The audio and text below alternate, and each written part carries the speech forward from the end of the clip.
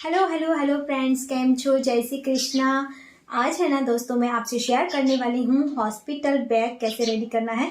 मैंने सारी तैयारियां कर ली है, कुछ कुछ चीज़ें कम है, लेकिन ये देखिए, सबसे पहले तो मैंने इस तरीके से एक लिस्ट बना लिया था कि हमें क्या क्या लेकर जाना है। तो मैंने सारी चीज़ें रेडी कर ली है। इसके लिए मैंने हॉस्पिटल स्टाफ से बात की थी, मेरी मम्मी, मेरी सासू माँ से सब कुछ पूछा है। और मुझे है ना इससे पहले का भी एक्सपीरियंस है, मेरा मानवीर बड़ा है और ये मेरा सेकंड बेबी है। तो ये वीडियो आई होप आपके लिए भी काफ़ी ज़्यादा हेल्पफुल होगा। और अदरवाइज अभी मैं कुछ भूल भी रही हूँ तो आप लोग मुझे कमेंट करके बता सकते हैं, सजेस्ट कर सकते हैं। तो चलिए बिना देरी किए मैं जल्दी से आपको बताती हूँ कि हॉस्पिटल बैग में मम्मा के लिए और बेबी के लिए आपको क्या क्या रेडी करके रखना है और क्या लेकर जाना है। और अभी मुझे है ना 8वां महीना चालू है, आधा हो गया है। 8वें महीने के स्टार्टिंग में ही वैसे तो हॉस्पिटल बैग रेडी करके रख देना चाहिए। और 9वां महीना तो स्टार्ट होते ही कभी भी इमरजेंसी हो सकती है और हड़बड़ाहटी में है ना हम चीज़ों को भूल सकते हैं। तो हॉस्पिटल बैग पहले से ही रेडी करके रखना बहुत ज़रूरी है। तो सबसे पहले हॉस्पिटल बैग में मम्मा के लिए आपको आपकी फाइल, मतलब जो भी डॉक्यूमेंट्स हैं आपके हॉस्पिटल के, वो रेडी रखने हैं। अगर आपको अब फिर से विजिट नहीं करना है हॉस्पिटल की तो आप बैग में ही रख दीजिए, नहीं तो आपको इस तरीके से लिस्ट बना के रखना है। तो लास्ट टाइम पर भी जब आप निकल रहे हैं तो भी आपको देख लेना है कुछ छूट नहीं रहा है ना। तो ये एक अच्छी टिप है कि आप लोग लिस्ट बनाकर रखें। तो सबसे पहली चीज़ है कि हमें हॉस्पिटल की फाइल नहीं भूलनी है। नेक्स्ट आता है मैटरनिटी गाउन।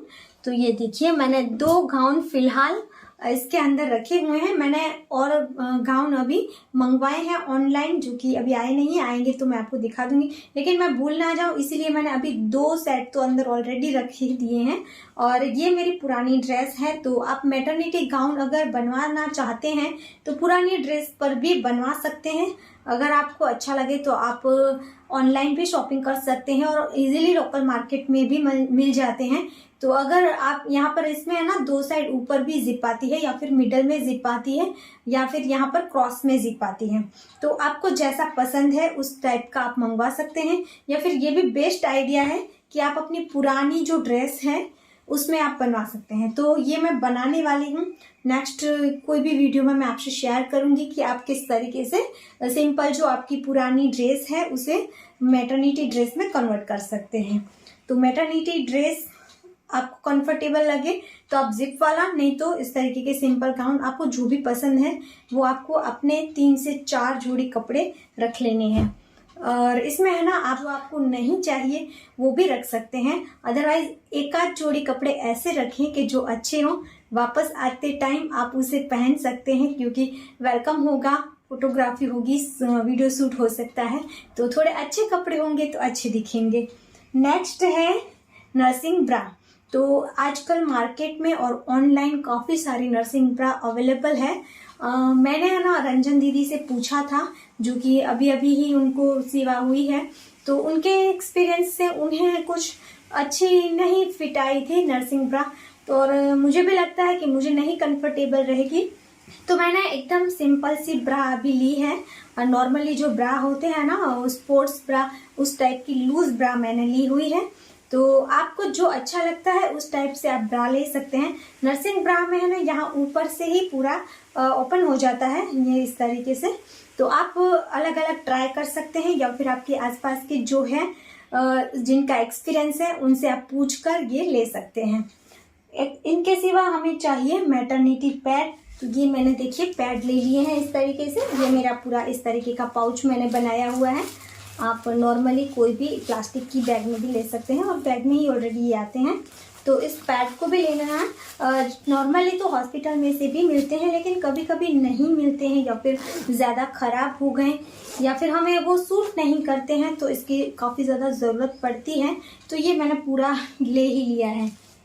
इसके सिवा है फिर आपको लेने हैं पुराने अंडरवेयर। मतलब आपको जो कंफर्टेबल है वो अंडरवेयर ले सकते हैं, लेकिन अगर आप पुराने अंडरवेयर लेंगे और वहाँ पर कौन धोएगा, कौन साफ करेगा, हम यूज़ एंड थ्रो कर सकते हैं। तो जो कंफर्टेबल है वो लीजिए, लेकिन हो सके तो पुराने ही यूज़ करें। तो कम से कम आपको 4 से 5 अंडरवेयर ले लेने हैं। इसके बाद नेक्स्ट आता है सॉक्स।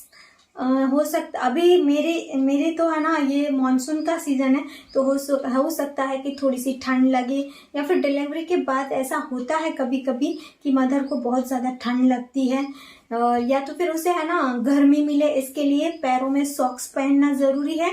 फिर कान भी बांध कर ही रखते हैं, आपने अक्सर देखा होगा हमारे बड़े हमें कान खुले रखने नहीं देते हैं। सो आप दुपट्टा रख सकते हैं, या फिर आपका स्कार्फ है वो साथ में रख सकते हैं कान ढकने के लिए, सर ढकने के लिए। सो मैंने एक मेरा स्टोल भी ले लिया है, मतलब कि दुपट्टा ले लिया है, और मैंने अपना स्कार्फ भी ले लिया है। ये मेरा एक छोटा सा स्कार्फ है, तो इसे भी हम सर पर रख सकते हैं। सो ये ज़रूरी चीज़ें हैं, ये आपको साथ में रखनी है। और आपको एक स्लीपर भी साथ में रखनी है। अगर आपको थोड़ा सा अच्छा फील होता है, नॉर्मल डिलीवरी है और आपको थोड़ा सा चक्कर लगाना है, इधर उधर होना है, तो स्लीपर के बिना बिल्कुल भी अच्छा नहीं लगेगा, तो एक स्लीपर आप ज़रूर रखना। नेक्स्ट मैंने ले लिया है अपना ब्रश, पेस्ट, टीवी, जो कि इस पाउच के अंदर मैंने रख लिए हैं। ब्रश और एक छोटा सा पेस्ट इनफ है, ज़्यादा अगर आपको जगह नहीं रखनी है।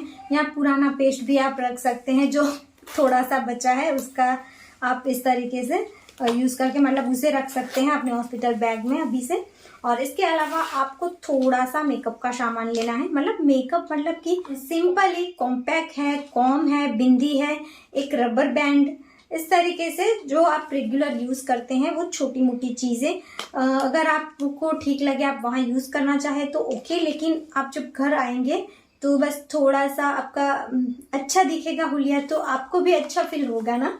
सो इसके लिए मैंने इस पाउच के अंदर यहाँ पर ये सारी चीज़ें रखी है, और पीछे ब्रश, पेस्ट, ये सब रख दिया है।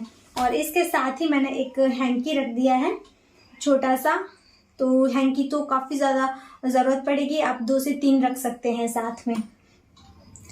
इसके अलावा मैंने है ना एक छोटा सा चम्मच, एक प्लेट और एक कटोरी ये भी रख दिया है।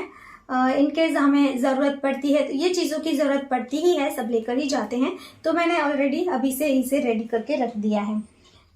इसके अलावा आपको लेकर जाना है एक सैनिटाइज़र और अपना मास्क। तो इसके अंदर मेरे मास्क मैंने 2 रख दिए हैं, मुझे फैब्रिक के मास्क ही पसंद आते हैं, तो मैंने फैब्रिक का मास्क रखा है, और ये सैनिटाइज़र, क्योंकि अभी का माहौल ऐसा है कि ये सब चीज़ें बेहद ज़रूरी है।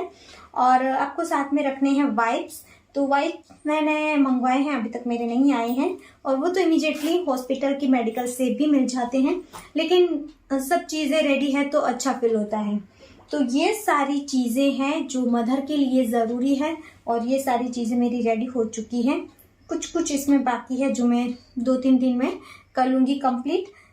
और हाँ, एक आपको सोल ले लेना है, ऐसा कोई भी आप सोल ले सकते हैं, गरम सोल ले सकते हैं, या फिर इस तरीके का भी ले सकते हैं। ये आपको भी अगर ज़्यादा ठंड लगी तो ओढ़ने के लिए काम आएगा। वैसे तो हॉस्पिटल में सब मिल जाता है, लेकिन खुद का होगा तो ज़्यादा बेटर फील होता है। एंड आप इसे अगर ज़रूरत पड़ी तो बेबी के लिए भी यूज़ कर सकते हैं। सो गाइस, ये सारी चीज़ें हैं जो कि हमें मदर के लिए ज़रूरी है। और अब हम बात करते हैं बेबी के लिए। तो बेबी के लिए आपको क्या क्या लेकर जाना है। बेबी के लिए सबसे पहले चाहिए उसके 4 से 5 जोड़ी कपड़े। तो ये देखिए, ये स्लीवलेस कपड़े मैंने ले लिए हैं 3 जोड़ी, और ये लॉन्ग स्लीव्स के मैंने ले लिए हैं 2 जोड़ी। मतलब ये टी शर्ट है सिर्फ ऊपर के, और इसके नीचे के लिए आप लंगोट ले सकते हैं।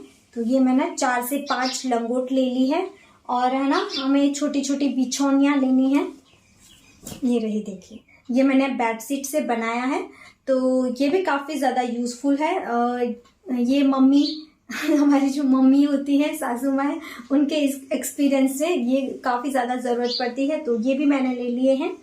और इसके अलावा आपको लेनी है कैप उस बेबी की, और उसके पैरों के, हाथों के सॉक्स, क्योंकि वो भी काफ़ी ज़्यादा ज़रूरत होता है। एकदम से वो बाहर के जो वेदर से उसमें सेट नहीं हो पाता है बेबी, तो उसके कान ढक कर रखना भी बेहद ज़रूरी है। तो ये देखिए, छोटी छोटी कैप है मेरे पास, ये मैंने खुद बनाई हुई है।